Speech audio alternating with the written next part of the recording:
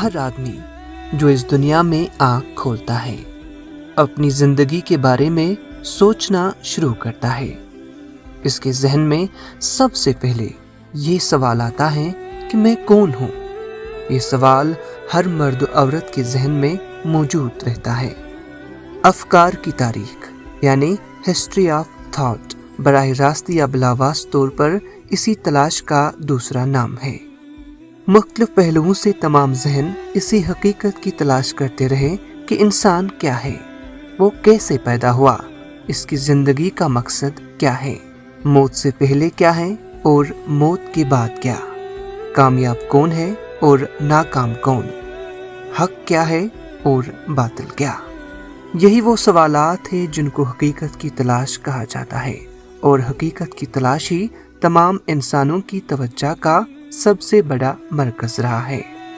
یہ تلاش سب سے پہلے فلسفے کے ذریعے شروع ہوئی، مگر ہزاروں سال تک بڑے بڑے اہل دماغ کی محنت کے باوجود فلسفہ اس معاملے میں کسی مثبت جواب تک نہ پہنچا۔ وہ صرف اخلاقی بحثوں کا علم بن کے رہ گیا۔ اسی طرح روحانیت یعنی اسپرچولیٹی کے میدان میں لمبی مدت تک کوشش جاری رہی، مگر یہ کوشش بھی عملاً ناکام ہو کر رہ گئی۔ اس کا بنیادی سبب یہ ہے کہ روحانی اشخاص مراقبے اور میڈیٹیشن کے ذریعے سچائی کو دل کی دنیا میں تلاش کرتے رہے، مگر اس معاملے میں انہیں کوئی کامیابی نہ ہو سکی۔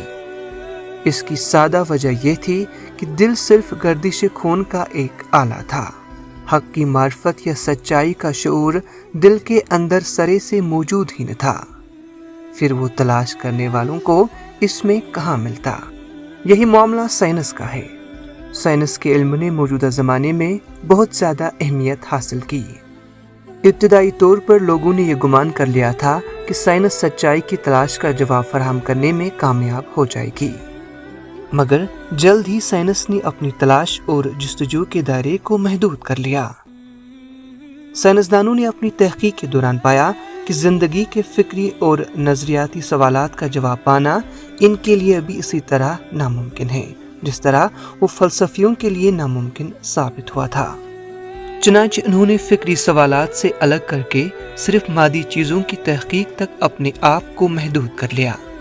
اس طرح یہ واضح ہو گیا کہ سائنس کے ذریعے سچائی کی تلاش کا جواب پانا کسی بھی شخص کے لیے ممکن نہیں۔ اس معاملے میں آخری دائرہ مذہب کا ہے۔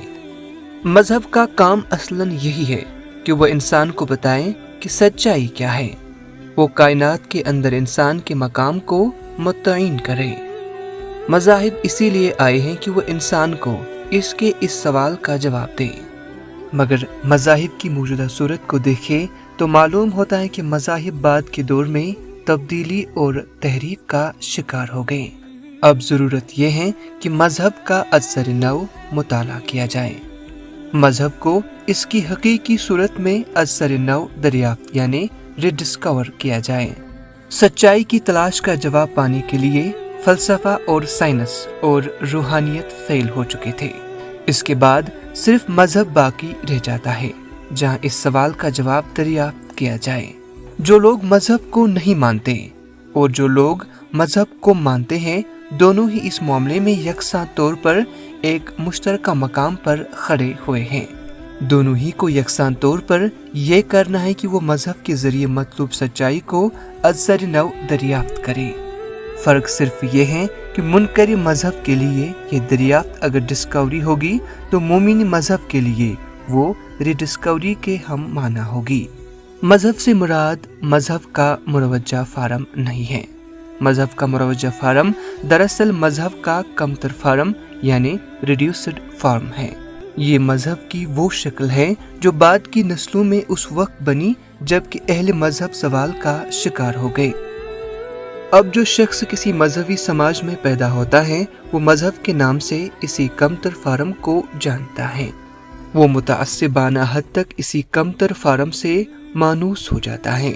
اس لیے مذہب کی اصل صورت کو جاننے کے لیے ضرورت ہے کہ آدمی تعصبات کے ان پردوں سے باہر آئے، وہ مذہب کے بگڑے ہوئے فارم سے گزر کر مذہب کی اصل صورت کو دریافت کرے۔ یہی وہ چیز ہے جس کو ہم نے مذہب کی ریڈسکوری کہاں ہے؟ اس ریڈسکوری کے بغیر مذہب کی حقیقی اہمیت کو سمجھنا ممکن نہیں۔